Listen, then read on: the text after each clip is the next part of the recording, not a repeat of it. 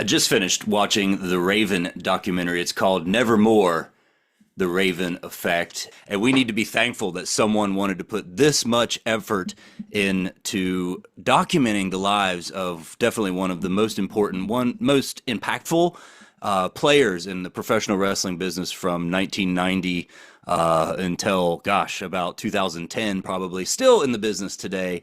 And that's part of what's great about what you see in this documentary. Scott Levy, Johnny Polo, Scotty the Body, Scotty Flamingo.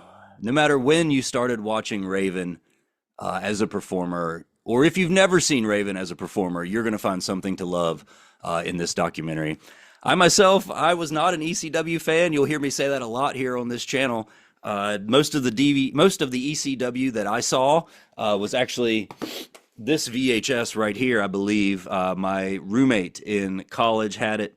If it wasn't, yeah, it was this one, definitely. My roommate in college had this, and that was the first ECW I ever watched in the year 2000. And so ECW was over almost by the time I got around to watching some ECW. But I had no idea, like, just how big of an impact he had in ECW. And the more thing you see from this documentary, the more you watch this documentary, the more you learn that Raven had his hand in some of the biggest and most memorable storylines in ECW history. Part of what makes this great is the access to wonderful talking heads, and this one is really good in that regard. They definitely have Raven's sister there. They have DDP, Tommy Dreamer, and the Sandman they rely pretty heavily on. And that's part of the hard part as well is that, you know, Raven has to kind of relive a lot of this trauma that he had in his early childhood, and he talks in there about how neglect is actually as bad as physical abuse when it comes to children. And, you know, I think Raven is a pretty good poster child for therapy.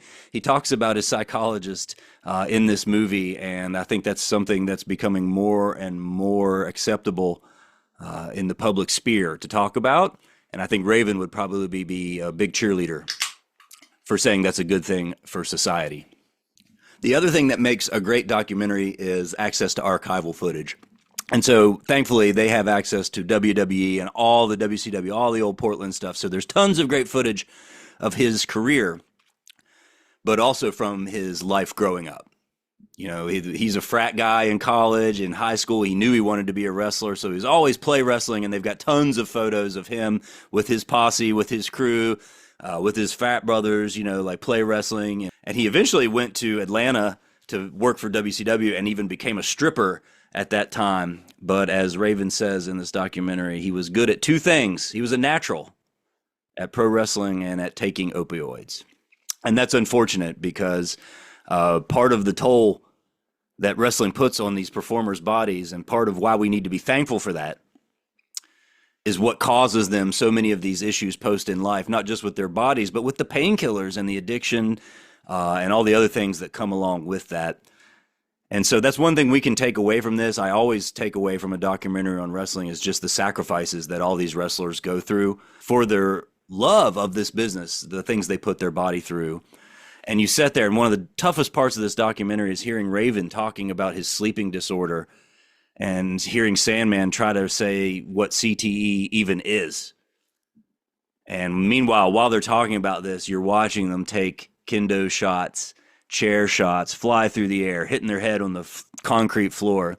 Really hard to watch. And part of why we should be grateful that someone wanted to put this work in on documenting a career like Raven's.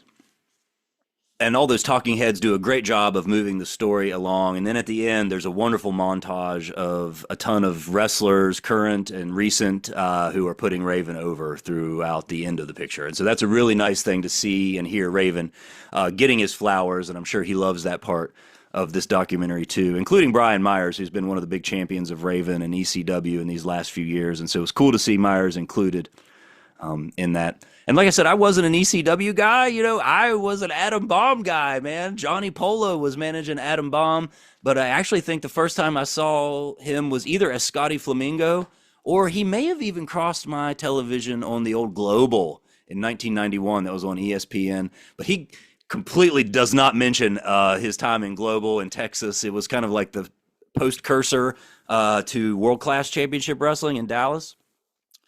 But he talks a great deal. Raven talks a great deal about his time in Portland. He credits the grappler directly with teaching him how to work. And they do a great montage of these storylines of when Raven had a valet that he wanted to marry, and they did it again and again and again, and they moved on and on, week to week to week. And that's really how Raven credits the grappler for giving him his mind for the business and how to work an angle, not just a storyline, not just good guy, bad guy, but to make something worth tuning in for week in and week out. And then fast forward all those years later to what? To like 94, 95, when you've got him versus the Sandman, when you've got him. And like, I love that there was a storyline that him and Tommy Dreamer were best friends. And again, I didn't watch ECW, so everything I knew about ECW was from the magazines, like from Pro Wrestling Illustrated, The Wrestler, and all that. And so there were lots of pictures and summaries, but, I didn't really know the backstory, because I wasn't watching week to week. And I knew Beulah McGillicuddy. Believe me, they wanted to print her picture in the magazines back then, and I knew she was gorgeous, but what I didn't know was that storyline, that her and Tommy Dreamer and Stevie Richards had been to summer camp with her, and she was an overweight kid back then, and now she's like a penthouse pet, and that's wonderful long-term storytelling. And as far as I knew, Tommy Dreamer and Raven were high school buddies. They were friends growing up, as a fan just reading the magazines. There's a lot of things I loved about this documentary. There's a few things you should be aware of, maybe. I feel like there maybe could have been a director's cut that included a few of the road stories that we got. There's a lot of illicit drug use stories with like really specific information about dosages and levels that I hope nobody would ever try to imitate. And this one it does say 16 and over up in the corner there, and viewer discretion is advised for sure on this one. He talks about, I guess there was a faction he had at one point, either in ECW and or in TNA, called the Deadpool. There's some really graphic descriptions on how they came up with that name and like how proud they were of how close they would come to like OD and stuff. It's like pretty brutal to hear guys talking like that and how much pride they took into that. Another thing that's kind of hard to watch is, Raven has his tremble, and he talks about the anxiety increasing his tremble. They don't talk about it, or his tremor. In his hand, he says that he credits it with anxiety. When he gets anxious or when he's tired, he starts shaking. But they don't talk about Parkinson's. But I think it came out last fall that he has been officially diagnosed with Parkinson's. But apparently he's managing that. That's come out recently that he's managing it. And I mentioned the sleep disorder earlier, and it's just so hard to hear people talk about that while you're watching them take chair shots and kendo stick shots and watch the physical toll that they put their bodies through.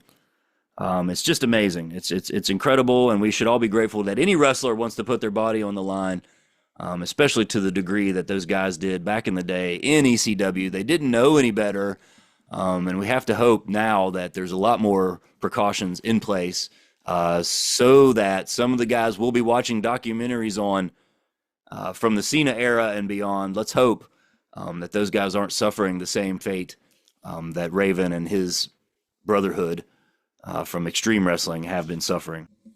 One of the beautiful things that we get to see in the later life of Raven, not just him at some of the conventions and getting some love from fans and from the other wrestlers, but we also see him, working a couple storylines, both on the modern versions of MLW and on Impact, on TNA. And you get to see him working his magic. There's an angle in MLW with Ricky Shane Page and Jacob Fatu that plays out. You get a lot of behind the scenes stuff on that, some Unreal style stuff there. And also he like agents a match. You get to see him agenting a match on TNA between Sami Callihan and Moose. And it goes really well, and Raven is really impressed. You can tell how impressed Callahan is, that Raven is impressed.